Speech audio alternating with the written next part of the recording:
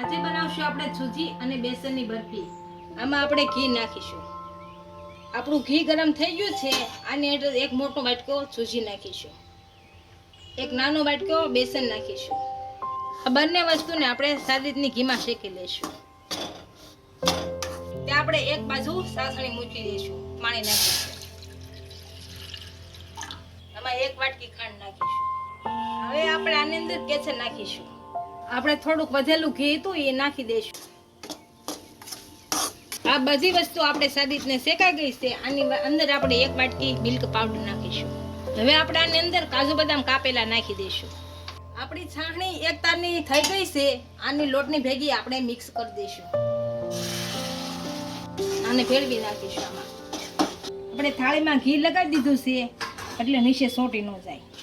આને આપણે પાથરી લીધું છે. આની ઉપરથી આપણે કાજુ બદામ અને પિસ્તા નાખી દઈશું.